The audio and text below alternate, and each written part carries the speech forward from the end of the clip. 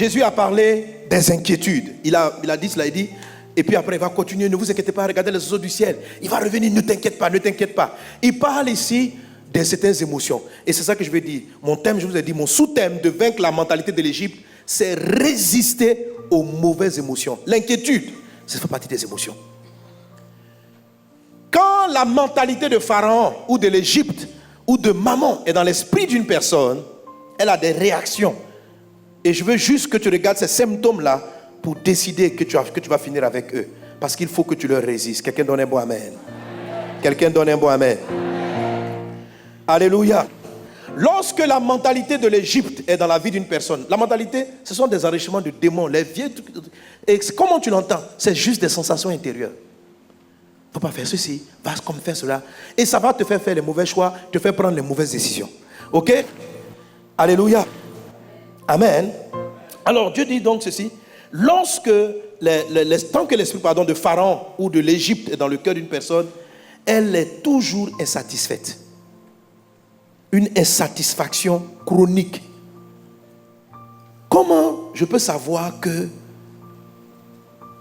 malgré mes prières, tu risques de ne pas quitter la pauvreté? Je ne parle pas seulement de pauvreté matérielle, hein. Je parle aussi d'émotionnel. Tu risques d'être toujours insatisfait de ton foyer.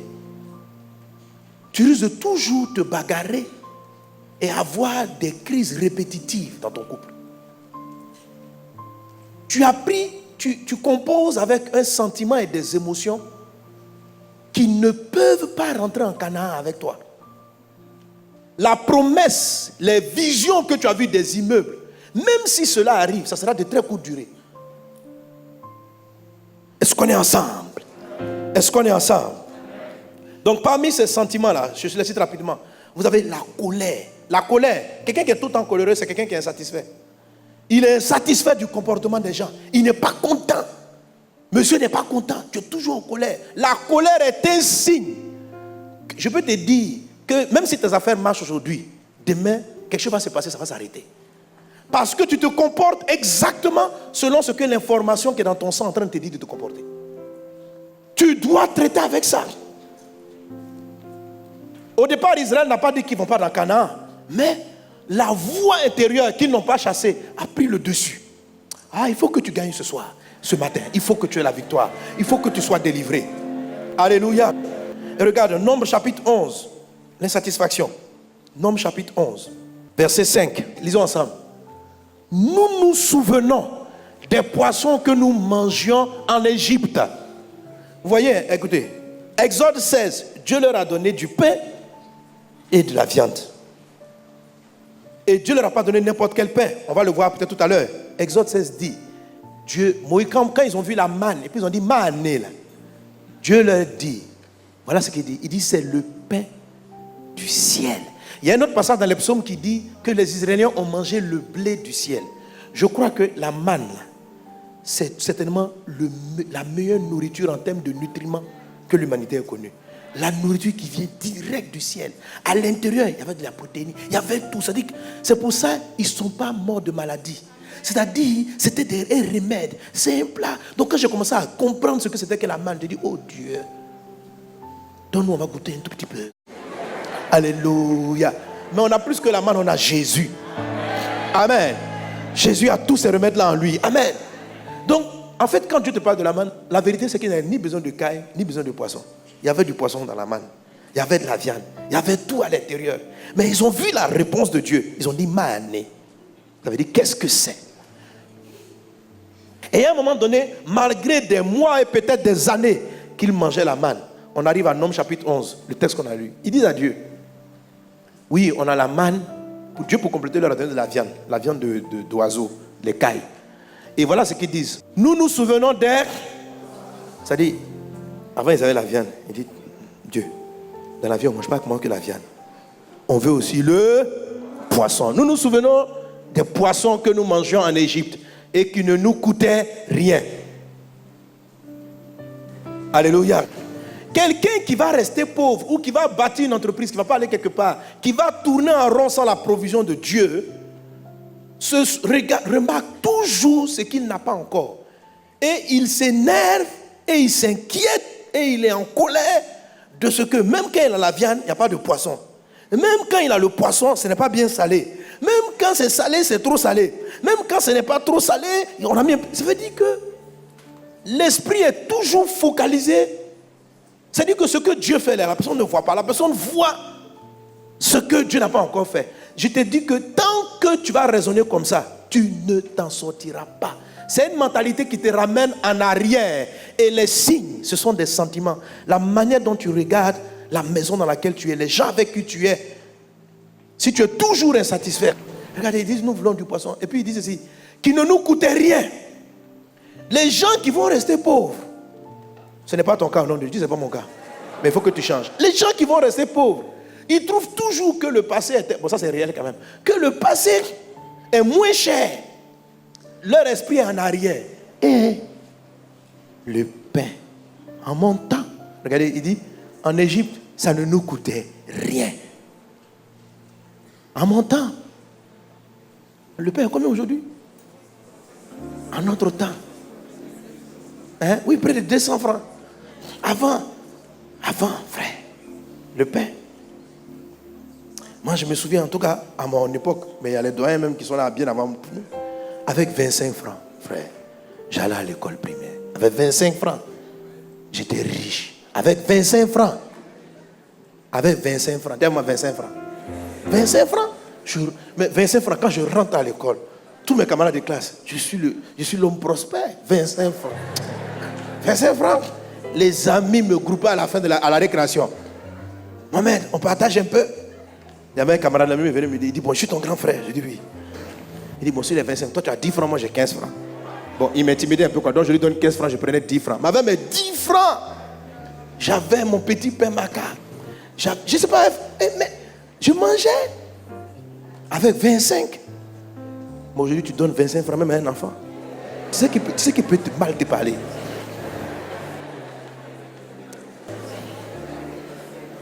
Alléluia. C'est ce qu'ils voient Israël. C'est-à-dire qu'ils avaient une pensée toujours en arrière. Avant, les sentiments qui t'amènent à être nostalgique de la vie passée meilleure sont des sentiments de pauvreté. C'est Pharaon c'est maman qui t'envoie ce genre d'idées. Tous ceux qui sont là, des jeunes de la vie, avant, regarde le prix des maisons. Avant, est-ce que tu sais que tu risques de continuer dans la galère? La voix qui te parle et qui te fait cette remarque du avant, c'est Satan. La voix qui est avant, c'est la voix du diable. Amen. Donnez-moi le texte. Il dit en Égypte, qui ne nous coûtait. Il dit en Égypte, on avait des concombres. Il dit, Moïse, c'est vrai qu'on mange la manne, mais il nous faut des entrées. C'est-à-dire, avant, ils ne mangeaient pas. Dieu leur a donné la manne avec de la viande. Il dit, ok, on a mangé. Mais est-ce que tu trouves correct qu'on prenne les repas sans concombre? Il faut une entrée. Comment tu sautes d'un plat comme ça? Ça donne on a mal au ventre. Il faut des apéritifs. Il faut préparer. Jésus, préparer. Tu connais ça, Dieu. Tu dis, concombre encore. Oui. Après qu'ils ont fini, qui complète là-bas. Non, pas seulement les concombres, les gars. Il nous faut des melons. Il faut sortir. Il faut sortir. Tu as mangé un bon garba, tu as un poisson. Il faut des melons. Il y a un qui dit non, mais tu vois, est-ce que tu te souviens quand on met, tu vois, un peu d'oignon et puis un peu d'ail, tu vois ce dessert-là, il se souvenait de... Il dit oui, Moïse. Et ils ont fait une grève à cause de l'oignon. Oh là là. Et de l'ail. Mais ça nous ressemble.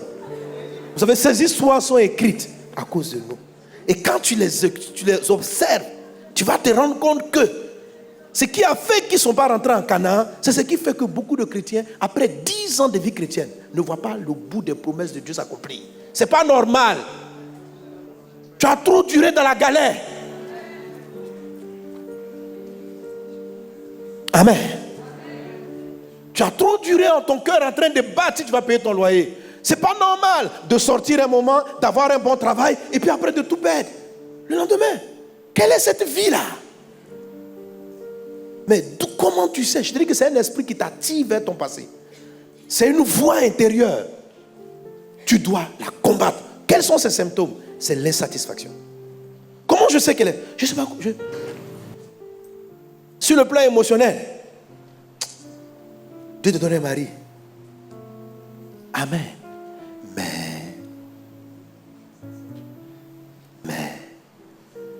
Et quand le mari, même s'il fait des défauts, quand il a de nouveaux défauts, avant, au début de notre mariage, tu étais mieux.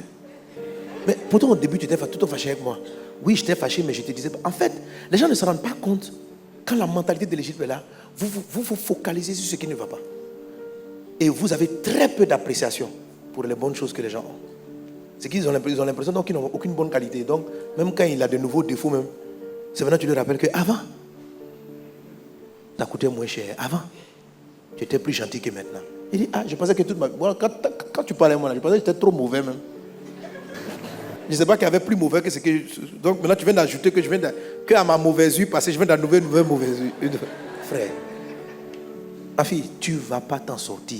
La route que tu as prise ne mène nulle part. L'insatisfaction se manifeste avec la colère. Ces gens-là, à un moment donné, ils ont pris des cailloux pour dire, Moïse, on va finir avec toi. Ils voulaient tuer Moïse, d'être des gens irritables. Tu les touches, ils veulent te tuer.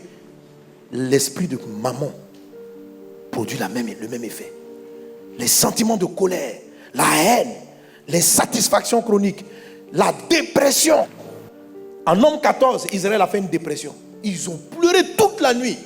Si tu passes ton temps, une voix vient t'expliquer ta misère, t'expliquer les problèmes, puis tu passes la nuit, tu pleures. Oh Dieu, oh Dieu. Ça, c'est l'Égypte qui est là, c'est Pharaon, c'est maman. Ce n'est pas Dieu. Et tant que ces choses-là seront dans ta vie, tu ne peux pas prospérer. Ce n'est pas possible.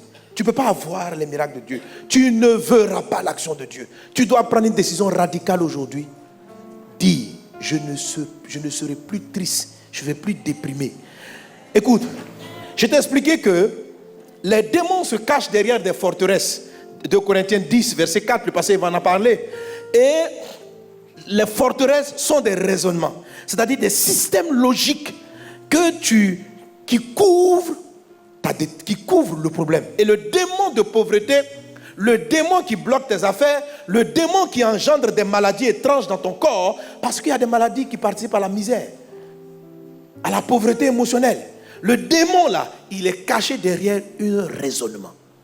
Chaque fois que tu te mets en colère, qui est une manifestation de ce démon, quand on te parle, tu expliques pourquoi. Tu expliques pourquoi tu es triste. Tu expliques. Il n'y a pas à expliquer Satan. Il n'y a pas à expliquer les démons. C'est pourquoi Jésus commence ici. Il dit, ne vous inquiétez de rien. Ne vous inquiétez de rien. Vous savez, le démon là, c'est un démon, c'est une voix qui parle en toi. C'est un démon même qui te fait t'inquiéter par anticipation. Vous savez ça? C'est-à-dire le problème n'est pas arrivé. Puis il te dit, c'est-à-dire tellement tu as pleuré pour le passé. Il te dit maintenant pleure pour ce qui n'est pas arrivé. Il te donne crédit. Tu prends crédit de pleurs. Oui. Vous allez voir la maman ou le papa. L'enfant a eu le bac. Dès qu'il crie Alléluia en même temps, la voix vient. Et tu vas l'envoyer à l'université comment? Tu vas l'envoyer à l'université comment? Donc la dame elle est là. En même temps elle crie Amen. Et puis les larmes commencent à venir. Comment tu peux pleurer par anticipation? Ce n'est pas encore l'heure de l'inscription. C'est-à-dire que l'inscription c'est dans 10 jours. Un problème qui va arriver dans 10 jours, tu pleures aujourd'hui. Tu prends crédit. Dis à voisin, arrête de prendre les crédits de tristesse. Amen. Alléluia.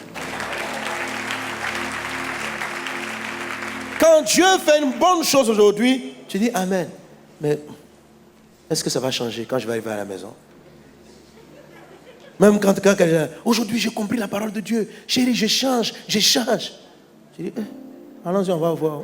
Vraiment, les gens. Ça dit, là, il te dit je change. Il faut prendre la nourriture, c'est le pain du jour. Tu anticipes que comme il ne va pas changer, autant que je m'énerve pour ce qui ne va pas changer dans 20 jours. Ça dit que tu te fâches pour une chose. Tu vois, c'est cet esprit-là que Dieu a cherché à vaincre en disant, ok, je vais vous donner de la nourriture qui ne vous permet pas de faire de l'anticipation.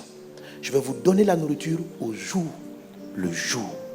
Pour que Et je dis, je vais pourvoir. Mais comme vous voulez vous inquiéter, il faut que je traite avec les inquiétudes du lendemain. La manne, là, elle va venir briser la peur en vous. Parce que c'est cette peur-là qui fait que vous ne voyez pas ma manne. Vous ne voyez pas ce que je fais. Vous ne voyez pas. Et quand on commence à expliquer, tu as une raison logique d'expliquer pourquoi tu t'inquiètes. Et c'est pourquoi ça persiste. C'est pourquoi tu dois sortir de là. Tu dois sortir de là. Aujourd'hui, tu as la victoire au nom de Jésus. Aujourd'hui, tu as la victoire au nom de Jésus.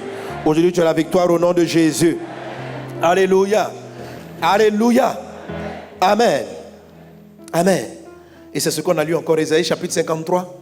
Pourquoi ces choses? Parce que quand le bras de Dieu arrive, quand la main de Dieu intervient, elle ressemble à rien. Alors quand tu as cultivé l'art de l'insatisfaction dans ton âme, tu tues régulièrement ce que Dieu, la prospérité que Dieu t'envoie. Ce sont tes émotions qui sont la manifestation de l'esprit de ton vieil homme, des informations de ton sang qui détruisent tout projet que Dieu entreprend dans ta vie. Tout bon commencement, tout démarrage. Dieu démarre toujours. En tout cas, ce qu'il va faire, qui va rester, ça commence petit.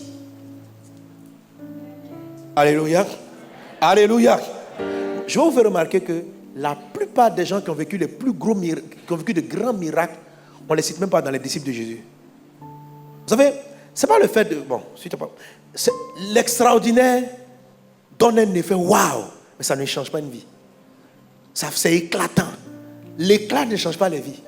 L'éclat te donne un émerveillement brusque, mais un changement profond et progressif, toujours. Dieu respecte ce principe. C'est pourquoi il dit dans ce passage d'Ésaïe 53, verset 1, qui a reconnu le bras de l'Éternel? Quand on dit le bras de Dieu, c'est la main avec laquelle Dieu va te sauver, la main avec laquelle Dieu vient t'aider. Quand tu dis, Seigneur, mets ta main dans mon affaire, c'est son bras qui arrive avec puissance. Qui a reconnu le bras de l'Éternel? On va aller rapidement. Il s'est élevé devant lui comme une faible plante. C'est-à-dire que quand le bras de Dieu, quand tu dis, Dieu, sauve-moi, donne-moi les moyens, sauve ma maison, bénis mon couple, Dieu envoie son bras. Maintenant, son bras s'élève comme une faible plante. Lorsque le bras de Dieu commence à agir, entre une plante qu'on peut écraser. Comme un rejeton qui sort d'une terre desséchée, il n'a ni beauté. Oui, quand la main de Dieu commence à arriver, la main de Dieu n'est pas belle. Est-ce que tu réalises que quand Dieu agit, ce n'est pas joli à voir au départ? Ce n'est pas quelque chose qui est forcément glorieux. C'est la raison pour laquelle on tue beaucoup de miracles qui commencent. Parce que ce n'est pas beau. On se dit toujours, si Dieu était dedans, quand Dieu fait les choses, elles sont belles. Non, Dieu ne fait pas les choses belles. Il fait les choses belles en leur temps.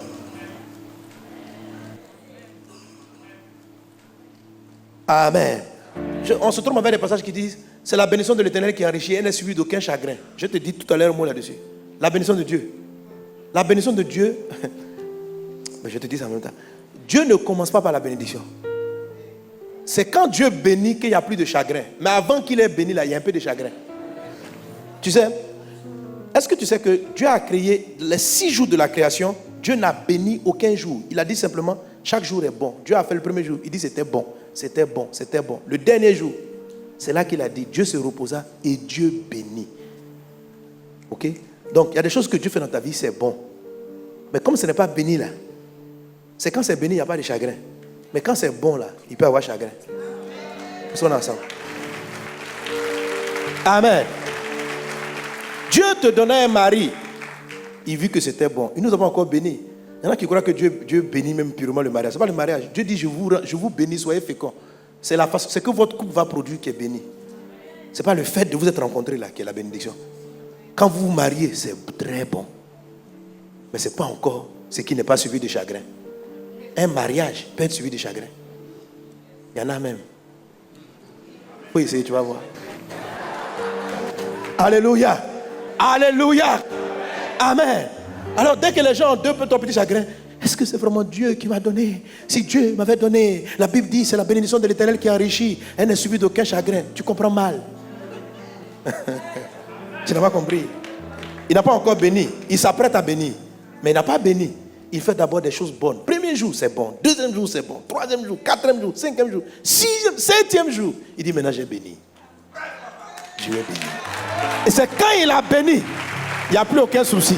Mais avant ça, c'est un process. C'est un processus. Est-ce qu'on est ensemble? Alléluia. C'est pourquoi il dit, le bras de Dieu n'est pas beau. C'est le début du bras. Mais ce n'est pas la fin. À la fin, elle sera glorieux. Amen. Il dit, qui a reconnu le bras? Il n'avait ni beauté, ni éclat pour attirer nos regards. Quand Dieu agit, ça ne fera pas le regard. Ce n'est pas waouh. Quand c'est waouh, un miracle waouh, il faut bénir Dieu, il faut profiter. Mais il faut savoir que ce n'est pas celui-là qui va te changer. Il y a beaucoup de gens parmi vous qui ont reçu des transferts surnaturels, brusques. Vous pensez que vous allez vous enrichir avec ça? Non. La vraie richesse, ce n'est pas l'éclat. C'est la manière dont il te bâtit progressivement dans les affaires. Ouais. C'est la manne quotidienne. C'est ça qui va faire ta vraie prospérité. L'éclat. Écoutez, on a vu tous les gens qui ont eu de l'argent subitement, brusquement, avec éclat. Ceux qui ont gagné à la loterie avec éclat. Ils sont rentrés dans la pauvreté aussi avec éclat et fracas. Alléluia. Dieu bâtit progressivement. Donc le bras de Dieu, le mariage béni de Dieu, le foyer béni de Dieu, les affaires bénies de Dieu. Quand le bras de Dieu vient te prendre pour t'amener en affaires, ce n'est pas beau au départ, ce n'est pas éclatant. Ça commence dans des entreprises qui sont branlantes. Quand tu ne sais même pas comment on va fermer la porte de ton truc, on dit, ça n'a rien pour attirer nos regards. Dieu ne commence pas toujours avec une boutique. Quand tu arrives à la boutique, on dit, oui, ça, c'est Dieu qui a commencé ce magasin. Dieu dit, le magasin que je commence, il n'est pas forcément beau. Il n'est pas éclatant. Il dit, il n'a rien pour attirer ton regard. Oh, c'est ce magasin-là que Dieu te donne pour fournir. Tu dis, Seigneur, tu dis à Dieu, donne-moi de l'argent, je vais faire des affaires. Il dit, j'arrive ma fille, j'envoie mon bras. Le bras qui l'amène. Tu dis, si c'était vraiment Dieu, je devais commencer avec 5 étoiles. Je devais commencer. Il dit, ma fille, mon bras là, c'est une faible plante. Mon bras n'a rien pour attirer le regard. Mon bras n'est pas éclatant. Mon bras n'est pas beau. Mon bras, ramène-moi le texte. Est-ce qu'on est ensemble? Il n'attire pas les regards. Son aspect n'a rien pour te plaire. C'est-à-dire, quand le bras de Dieu agit, ça ne te plaît même pas. Oh, alléluia. Il n'a rien pour te plaire. Et on continue. Amen. Mépriser et abandonner des hommes. C'est pourquoi il dit, si vous aimez maman, vous allez mépriser Dieu. Le bras de Dieu, quand tu es attaché à maman, tu méprises ce que Dieu fait. C'est pourquoi Israël n'a pas reconnu la manne. Mépriser et abandonner des hommes, hommes de douleur habitués à la souffrance, semblable à celui dont on détourne le visage. Le bras de Dieu, lorsqu'il commence, on peut vouloir détourner le visage. Dédaigner, nous n'avons fait de lui aucun cas. Verset 4 maintenant. Cependant, ce sont nos souffrances qu'il a portées. Ce qui est faible, sans éclat, sans waouh, transporte la fin de tes problèmes, la fin de tes larmes, la fin de ta souffrance, la fin de la galère. Donc quand tu dis à Dieu, Seigneur, sors-moi de là, il arrive. Mais ce qui arrive est étrange. Ce n'est pas waouh. Ce n'est pas. Mais c'est puissant. C'est inarrêtable. C'est glorieux. C'est merveilleux. Mais qu'est-ce qui empêche de voir la mentalité de l'Égypte? Cette facilité à ne pas être content, à ne pas être satisfait, à t'inquiéter, à déprimer, à être en colère. Ces symptômes-là sont les signes. Avoir de l'argent aujourd'hui ne veut pas dire que tu es riche pour Dieu. Dieu dit à l'église de Laodicée, il dit à l'église, tu dis que tu as de l'argent, moi Dieu je dis que tu es pauvre, misérable, aveugle et nu. Une église qui avait de grands bâtiments, Dieu dit vous êtes misérable. C'est une affaire de temps pour qu'ils découvrent en quoi leur misère était manifestée. La richesse, ce n'est pas d'abord ce qui est éclatant. C'est quelque chose qui naît dans ton cœur, qui bâtit progressivement et que personne ne pourra arrêter. Ton canard arrive de manière glorieuse. Je sais que certaines personnes n'apprécient pas. Écoute-moi. Même si tu vois un frère dont tu as l'impression que la prospérité était éclatante, je t'assure que ça n'a pas commencé le jour où tu crois. C'est le jour où tu l'as vu. Mais sinon, Dieu n'a pas commencé comme ça. Dieu avait commencé à l'utiliser avant. Alléluia. Alléluia. Il y en a qui aiment vase d'honneur comme ça. Vase d'honneur ne commence pas ici. Voilà. Quand on commençait à faire son heure, il n'y avait ni beauté. J'avais les chaussures trouées. Je prêchais au carrefour, habit déchiré. C'est comme ça que Dieu commence. Et puis avec une grande vision, je marchais des kilomètres, j'ai marché dans la ville d'Abidjan, criant au carrefour avec la sueur, je sentais mauvais. Je n'avais ni beauté, ni éclat pour attirer les regards. Amen. Alléluia. Gloire à Dieu. Ouais. Toute bonne œuvre commence comme ça, comme ça. Ta boutique, ton travail, ce que Dieu va faire avec toi. Mais il y a un sentiment de regret, de méchanceté, de colère qui peut venir tuer ce que Dieu va faire. C'est quelle boîte ça? C'est quel mariage? C'est quelle intervention? C'est quel enfant ça? C'est quoi? C'est le mané là. C'est quoi ça là? Qui tue tout ce que Dieu fait. Aujourd'hui, tu dois résister. Comment vaincre Satan? Comment vaincre cette mentalité? C'est de la résistance. Parce que c'est une marque qui est dans ton sang. Elle est partie, mais elle est marquée. Tu dois te lever et tu dis je refuse. Comment tu refuses? Quand tu commences à être triste, ne justifie pas la tristesse. Lève-toi, tu dis je refuse. Je ne serai pas triste aujourd'hui. Je refuse de pleurer. Parce que c'est une voix qui vient dans ton cœur pour te rappeler. Hey, regarde comment, à ton âge, surtout quand vous vous approchez surtout quand tu es une jeune femme, tu t'approches de 40 ans. 40 ans, c'est un âge de crise. C'est là, une voix vient. Voilà. Et puis là, tu as bâti quoi? Tu vas laisser quoi à tes enfants? Tu n'es même pas en ton mariage. Hey. Et puis c'est le démon qui parle comme ça. Et ça commence, tes larmes veulent venir. Quand c'est comme ça, là, sèche tes larmes, puis redresse-toi. Non, je ne serai pas triste. Je refuse de composer avec toi, Satan. Tu te dresses contre cette mentalité. Tu dis non. Ton avenir est devant. Et la voix vient te rappeler. Tu as fait quoi des 30 années passées?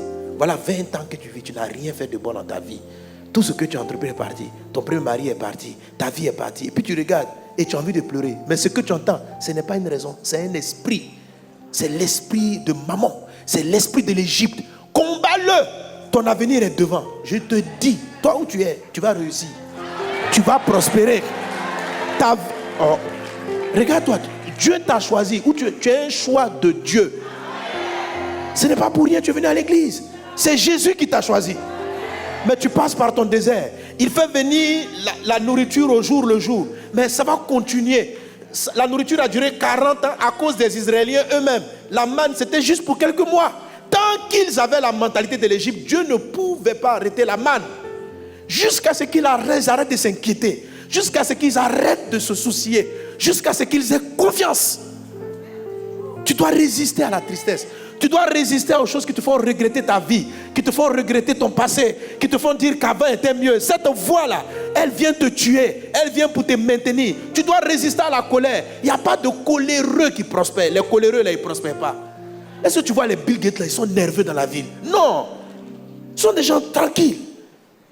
La colère est un ennemi de la prospérité. La tristesse est un ennemi de ta prospérité. Les angoisses, la dépression combattent la richesse que Dieu t'envoie.